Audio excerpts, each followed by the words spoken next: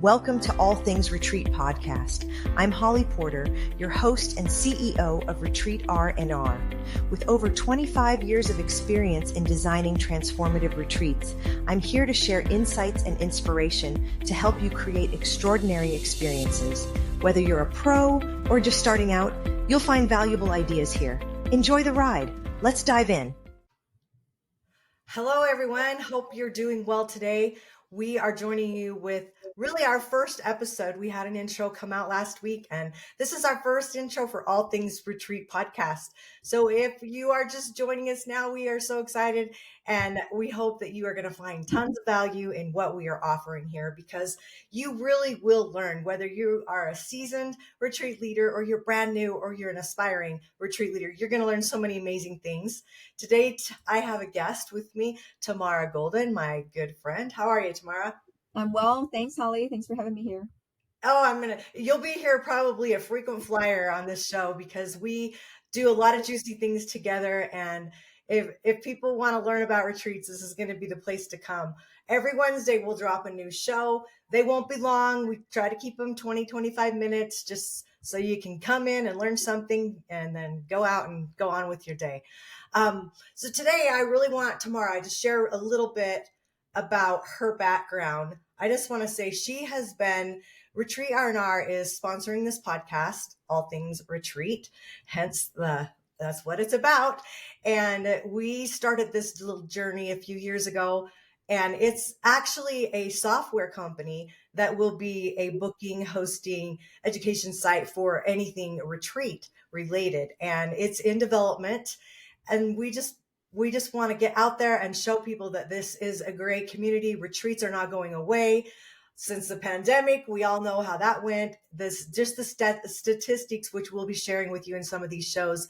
Each week we have a scheduled platform that we'll be talking about. And so you'll learn it. It's going to be structured. I have amazing guests coming up that we've already recorded quite a few, and you're going to be excited and learn. So Tamara's been on that journey with me, but I want you to know who she is and a little bit more about her. And then I've got a few questions for her, and we'll move on to a little conversation. All right. Well, just briefly. So, hi, everyone. I'm Tamara Golden, and I'm the owner and founder of JourneyWork Retreats. And we actually are a concierge service to other entrepreneurs and professionals and companies that want to host destination retreats overseas. So very specifically, I have niched in the area of usually 6-7 day or longer retreats that are outside of the United States. So I will leave it there, and we work globally. And I've been in business since 2017. So that's what you need to know about me. And today I think we're going to talk about, Holly, picking locations and a little bit about venues, right? Yeah. So before we start into any questions and talking about it, let's explain the difference between people don't know maybe what a concierge is or does, and the difference between that working with a retreat leader or a retreat leader doing this on their own. Can you go into that definition so we can kind of lay that ground first? Sure. So to me, there are two types of people. Well, maybe technically three in this space. There are the retreat leaders who want to do absolutely everything themselves, the DIYers, as I call them, do-it-yourselfers, and that's perfectly fine. They're planning it all, they're implementing it, they're hosting it, they're doing absolutely everything. They're marketing it, they're filling it, they're doing everything themselves. So those are the DIYers. There are some people who want to outsource a few pieces of the planning, and that's kind of a hybrid, if you will. And then there are the people who want to have absolutely everything done for them. So they want nothing to do with the logistics and the planning. They really just want to fill the retreat, show up, and teach and enjoy themselves while they are in this absolutely beautiful destination overseas. So that would be a concierge. A concierge is someone who comes in and either helps you with pieces of the planning or does everything for you from soup to nuts. So that's where I would step in and work with other companies and entrepreneurs to help them in that planning process. Right. And why we were building this community, and since the software is not out of development yet, that's something you're thinking about doing, then you'll be able to reach us. We'll give you all our contact information in the show notes. and we'd love to chat with you and see what that looks like. That's going to be more, I would say a concierge, wouldn't you agree, is more for somebody that is an established business, has a tribe of people, because one thing we do not do is fill your retreat for you. We can do everything, all the logistical things, but you need to have your own people that we can reach out to and that you can get filled. Yeah. So that I'm very clear with my clients that the two things I don't do, I don't fill the retreat for them because they're bringing people from their tribe, or often it's two entrepreneurs. Many times there's a collaboration there where they're filling them from their respective lists, which helps a lot. But I don't help fill the retreat, and I don't teach any of the content because that doesn't make sense. It's usually their material, their show, and so I'm just really creating the shell and working with them very closely on how to create that and how to craft not only the choice of the location, the venue, creating the format, the flow, so that there are some tricks and some tips for leading people to transformation, but they are really teaching the content and filling the retreat. Absolutely. And I would say as you're working with people, if they want other speakers to come there, that's something I'm always willing to help. I have a big network of speakers that love to go to retreats and speak.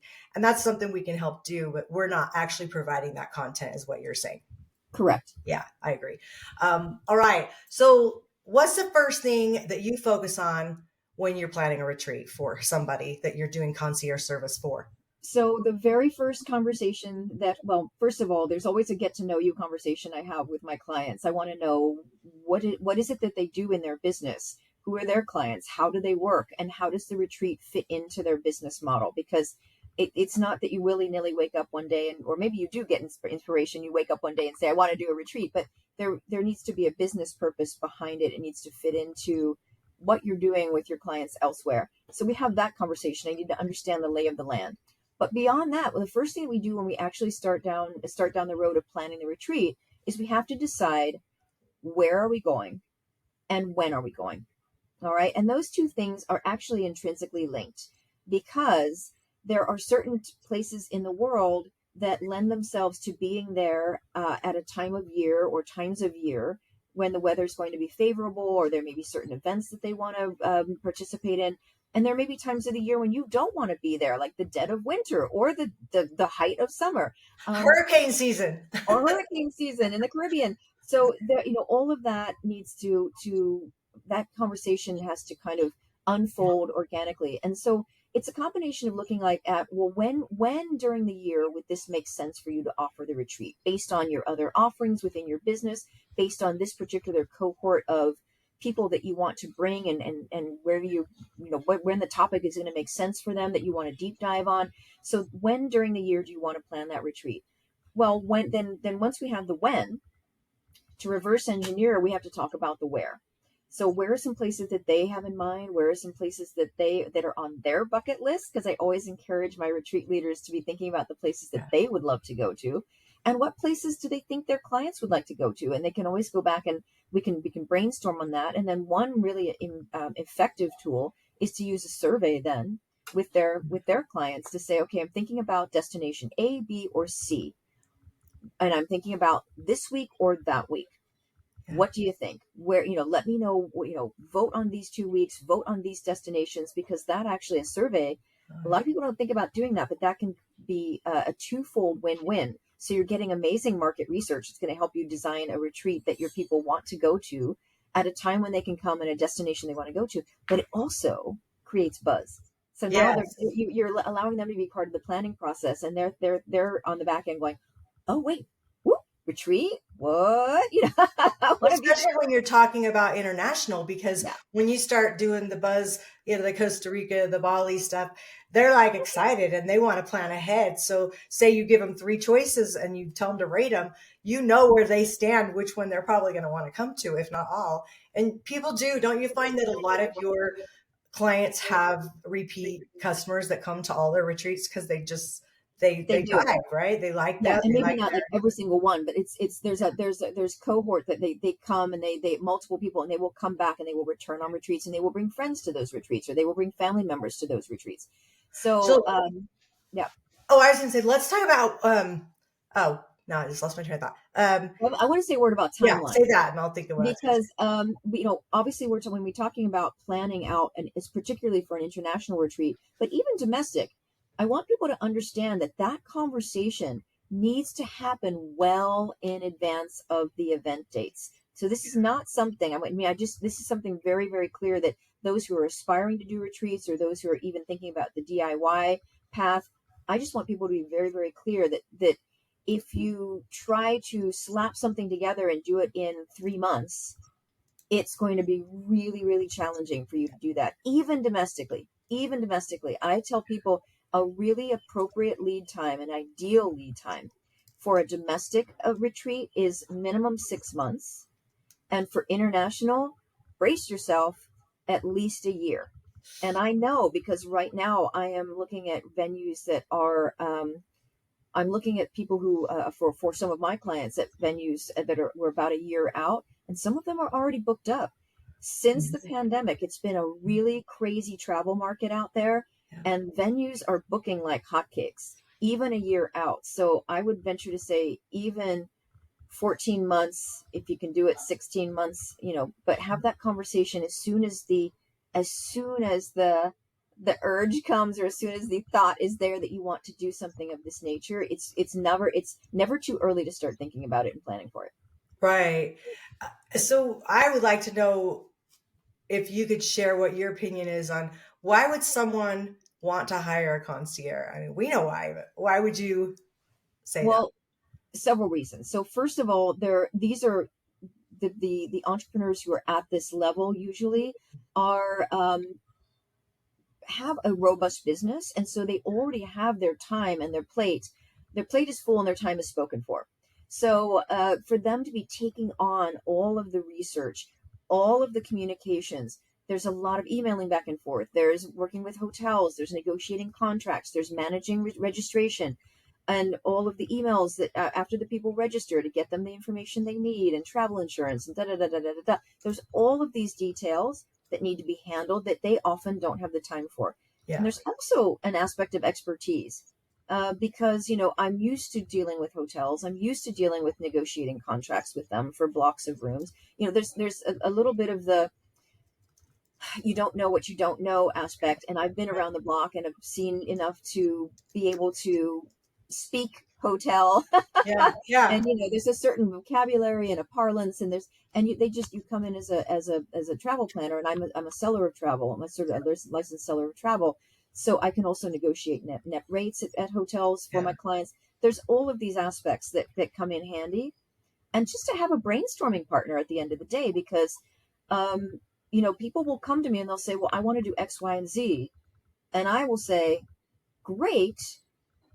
However, have you thought about A, B, and C, either what we can do to embellish what they're thinking about doing, or reasons why I might steer them in a different direction, because maybe what they're thinking about doing, I'm seeing a pink or a red flag in Well, that. and it's in their blind spot. They It's just in their blind spot. don't see Absolutely. it. So it's just Oh, having a brainstorming partner to make sure yeah. that, because ultimately my goal and their goal is to make this the most amazing event possible Yeah. for their clients. And I mean amazing in every respect. The venue that we choose, the destination, Yeah. and the content that they're delivering, and the meals, just everything about it should be phenomenal. And there should be that Right. relaxation, the rejuvenation, and also the transformation piece all incorporated. That's what makes it a retreat. So I don't want new retreat leaders listening to us to think this is so out of reach. This is something, if you're new and you're listening, this is something to aspire to, because just because you could do it yourself doesn't mean you should do it yourself. And if you could take things off your plate and just do the things that you're great at, I mean, what would it look like to just show up and especially if you pay the extra fee and get boots on the ground, which means you bring us to it. We're running everything on the ground for you. You're getting your sleep at night. You're not having all the problems come to you, and unless it's us coming to you because we need a resolution that only you can solve.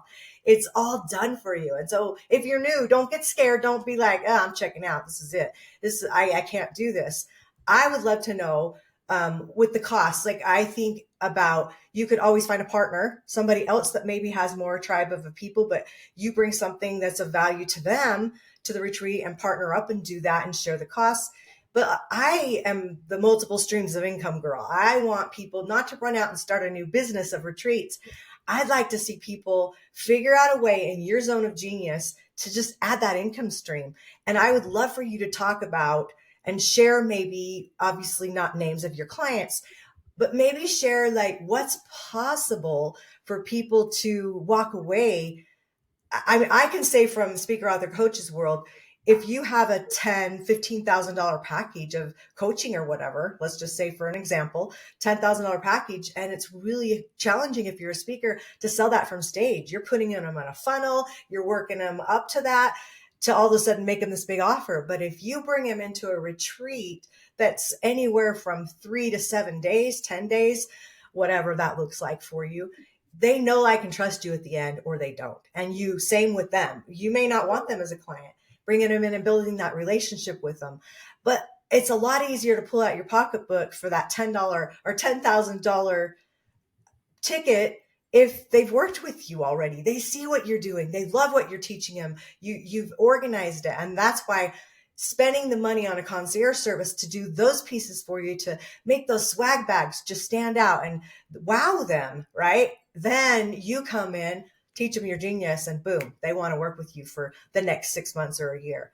Anyway, so that's from my angle. I'd love to hear your angle and what you've done for your clients and how they've made money walking away after all the costs. Absolutely. And Holly, let me back up for just one moment. I do want to answer your question, but for the DIYers, I want to just say, you don't have to jump into having a concierge immediately. I tell people start local and start small. I've coached a lot of people, and I'm always happy to talk with anyone who is interested in retreats. I don't care where they are in their business, because I'm happy to support their dreams and their goals. So if you're a DIYer, start local, start small, rent an Airbnb, have 5 people. I don't care. Just do it. Be in action. Start the dream, start the process, and you will learn as you go. And so there's absolutely nothing wrong with DIYing it at the beginning. And just and if you're going to DIY it, start simple, start local. And those would be my advice to you. And I'm always happy to answer questions for people if they want to start with a day treat, one day, not even an overnighter. Yeah, it doesn't have to be, even a weekend, but start with a day retreat. Absolutely. So there's ways that you can dip your toe and gradually ease your way into this without jumping in the deep end. So I just want to say that. Now, let me get back to your question about how are my clients making money from their retreats. And I would say they're making their money in 2 different ways, fundamentally from their retreats. There may be some nuances out there, but I'm going to talk about the 2 ways I see people making money most easily and readily. The first is that they're adding profit into the cost of their retreat. So they're essentially charging a price for their retreat that is above what the base cost is. So the base cost per person may be here. They're adding a certain amount above that, and that is the cost of the retreat to their clients. And so they're taking away some amount of income from the retreat itself. Okay. Now there's a whole, I know from experience, that there's a lot of things that go into determining the venue and the location and other factors if you want to be able to then pad in profit on top of that and not have it be exorbitantly expensive. But that's one way. The other is that to your point, you've just had this cohort of people on the ground in this beautiful container, this sacred space that you've carved out for them, and people get very, very close. And there is a very, very tight sense of connection and community that forms during those events. And so it makes sense that at the end of that, they not only want to work more, they want to continue that experience with the facilitators, but they also, what's really important that people don't understand or appreciate, they still want to be part of that community. So they've just, they see, and now they see, when there is an invitation that happens during the retreat, and I think it's important to have an invitation during the retreat or immediately following, if they don't want to do it while they're on the ground, or immediately following.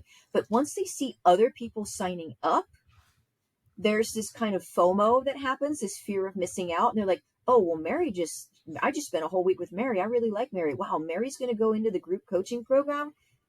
well, maybe I should go into the group coaching program. Like there's this sort of, it happens very organically. It's really interesting to watch, but it's all about wanting to continue on in that connection and in that community of people, along with what they've experienced from the facilitators. So that's the beauty and the magic that happens in the retreat.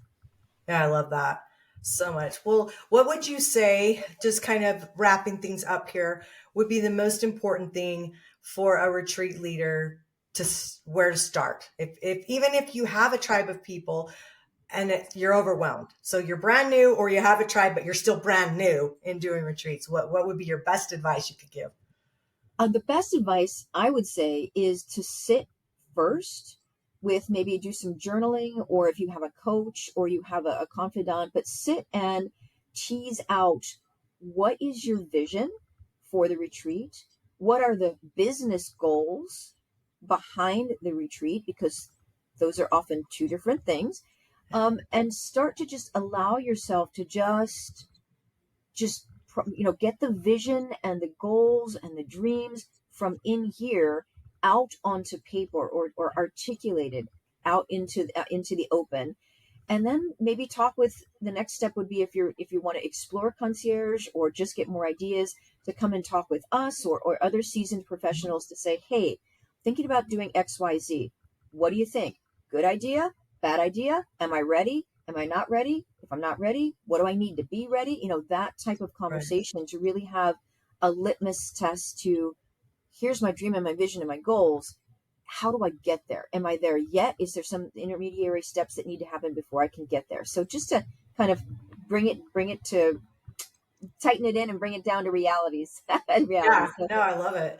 Well, and I would say, from a selfish perspective, all things retreat. Start listening every week. Go ahead and definitely. subscribe and like our shows and help support us so we can get the word out. Tell your friends, tell your other business colleagues that are thinking about doing retreats, because there's no charge to show up and listen to a little bit of what we have to say. And I feel like we've got years and years of experience. And we've also, let's just put a little plug. We're going to be doing a summit. Um, you and I and our friend Linda, we're all going to put together a summit for you in March. So that'll be something as well that you'll want to come and join. And it'll be for a day. I think we decided, we're still Yeah. putting together the I details. think it's But March or April, so it's going to be coming this spring. And I yeah, just want to say, if I had a dime for everybody, what prevents a lot of people from taking action is they say, I don't know what I don't know. Like, I'm scared that I'm overwhelmed by what I don't know, what I don't understand about the whole retreat space. So All Things Retreat is where you can get yourself educated about what it is that you need to know. So then it's not so scary, and you can take those steps forward that you want to take to hosting that first retreat, or that first overseas retreat, or whatever that looks like for where you are in your business. yeah. Every time I learn something, I think how much more I really don't know. And I guess that comes with adulthood, because right when we're teenagers, we think we know everything. And then we become adults and we find out we just don't know much. So there's always, just be willing to be coachable and listen. And it's a great time. We just hit 2025 right now. And let's just set some goals, everybody. Let's sit down and think about the possibilities and what you can take that moonshot. Let's just think of something really big and just figure it out. And if you think you want to put a small retreat on, that's something you could do in less time if it's local. And if it's just, a day or it's a couple days, start there and just get your feet wet to see what it's going to be all about. So anything else you want to say before we close things up today? No, I think we covered a lot. I just want to encourage people to keep coming back, because we're going to be delving deeper, and we're going to cover a lot of different topics. And Holly and I are both no holds barred kind of gals. So you're going to hear a lot of great information. We will tell you everything. There's nothing, we're going to not keep anything hidden behind the kimono. Pull the curtain. Yeah, it's not always fun doing business. There's always challenges, and it's just how you look at them and how you want to move forward with things. So we're problem solvers, and we like to know that people know that there's people that can actually solve those problems for you. You don't have to be alone, and you don't have to do it alone. So thank you again for joining us. Thank you, Tamara, for being our first guest on the launch of the podcast, All Things Retreat. If you want to email us with any information, you can go to info@retreatr, the letter N, JourneyWorkR.com. It'll also be posted down below in the show notes. Please like and subscribe. We really appreciate it so that we can get the word out of all things retreat and that people can come on here and we can see more events. I would love to see more retreats being created by newbies and people that are seasoned, just doing more or deciding they're going to go from being national to international. Oh, what that look like, and pick those really elite locations. It'll be fun. So thank you. And we will see you next time on the podcast. Thanks, Tamara. To you. Bye-bye. Thanks for joining us on this episode of All Things Retreat. We hope you're leaving with new ideas, fresh inspiration, and the motivation to take your retreats to the next level. Don't forget to subscribe and leave us a review. It helps us grow and reach more retreat leaders like you. And if you have any questions, topics you'd like us to cover, or just want to say hello, send us an email at info@weretreatrnr.com. Follow us on social media to stay connected and catch all the latest updates. Until next time, remember, great retreats start with great intentions. Let's make them extraordinary, one step at a time.